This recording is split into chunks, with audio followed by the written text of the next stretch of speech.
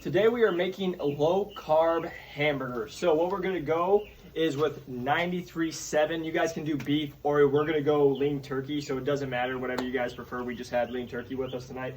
So just making 4-ounce hamburger patties. You guys can play with it. The reason we're just going a little leaner, save us some fat, get a little more protein. So patties here. Then to go with it, we are going to do asparagus, which we will show you in the kitchen.